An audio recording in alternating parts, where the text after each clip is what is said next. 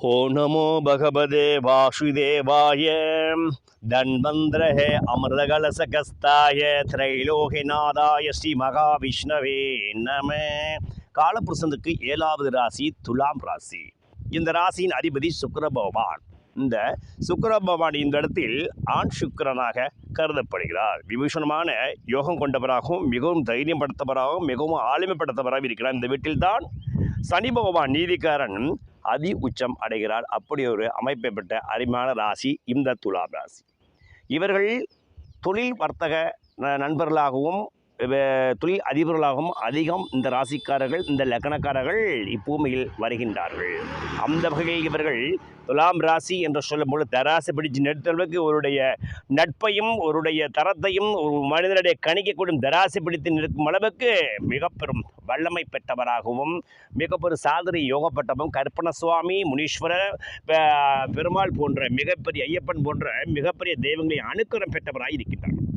இந்த நட்சத்திரத்தில் சித்திரை விஷாகம் மேலும் சுவாதி நட்சத்திரத்தில் பிறந்தவர்களாக இருக்கின்றார்கள். பிறந்த வண்ணம் இவர்கள் யோகம் பெற்றவர்களாக இருக்கிறார். இவர்களுக்கு இந்த ராசியின் ராசியாதிபதி என்று அழைக்கப்படும் சுக்கிர பகவான் 8 கூடிய மறைமுக ஸ்தானத்துக்கும் பணபரஸ்தானுக்கும் அதிபதி சுக்கிர பகவான் 2 காரகத்தை வருகிறார். இந்த சுக்கிர பகவான் 7ஆம் வீட்டிலிருந்து 8ஆம் இடம் என்று சொல்லக்கூடிய 8ஆம் வீட்டில் ஒரு கிரகம் ஆட்சி பெற்றிருப்பது மிக பெரும் தனயோகம் சரளயோகம் ஆகும். அதாவது 8இல் ஒரு சுப கிரகம் ஆட்சி பெற்று அவருடைய 7வது பார்வை 2ஆம் இடம் என்று சொல்லக்கூடிய தன வீட்டை குடும்ப வீட்டை பாக்கு வீட்டை பார்க்கும் பொழுது இந்த காலகட்டங்களில் இன்னும் 2 நாட்களில் 29/6/2000 வரும் ஞாயிற்றுக்கிழமையிலிருந்து அங்கே 27 நாட்களிலிருந்து துளாராசிக்கு மிகப்பெரிய ராஜயோகம் குபேர ராஜயோகம் அடிக்கப் போகுது. எந்த வகையில் குபேராஜயம் அடிக்கும்? அதாவது 8ஆம் வீட்டில் லக்னாதிபதி மறைந்த ராசி அதிபதி மறைந்தாலும் அந்த இடம் ஆட்சி பெற்று அந்த இடம் மிகவும் பணபரவச மறைமுக வழி வருமானம், எதிர்பாராத உயில் வருமானம், லாட்ரி வருமானம், புதையல் வருமானம் இந்த ஜாதகத்துக்கு ஜாக்பாட் அடிக்க போகும்.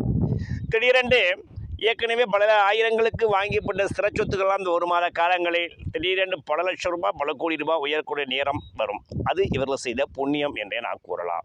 மற்ற குலதெய்வத்தின் குருவர்கள் அதிகம் பெற்றவர்கள் மிகவும் ராஜயோகம் பெற்றவராக மிகவும் ராஜயோக தந்திரிகளும் மிகவும் வல்லமை பெற்றவர்களாக இந்த துளாராசியை சேர்ந்தவர்கள் அதிகம் இருக்கின்றார்கள். இது இவர்கள் செய்த மகா பாக்ய யோகம் என்றே கூறலாம். அந்த வகையில் இவர்கள் மகா தனயோகம் பெற்றவர்களாகவும் மிகவும் சூட்சம் இருந்த வல்லமை பெற்றவர்களாகவும் பெரும்பாலும் இவர்கள் இருக்கின்றார்கள். இது இவர்கள் செய்த மாபெரும் மகா பாக்ய யோகம் என்றே நான் கூறலாம். மேலும் இந்த சுக்கிர பகவான் 8ஆம் இடத்தில் வரும்போது பணபரத்தை கொடுப்பது மட்டுமில்லாமல் இவர்களுக்கு பால்பாக்கி யோகம், வாகன யோகம், திடீர் உயில் சொத்து யோகம் கொடுத்து இவர்களை திக்குமுக்காடும் அளவுக்கு பல தலைமுறைக்கு சொத்து செய்யக்கூடிய ராஜ யோகத்தை இந்த சுக்கிர பகவான் இந்த காலகட்டத்தில் தருவது நிதர்சனமான உண்மை. இதை யாரும் மாற்ற முடியாது, எவரும் தடுக்க முடியாது.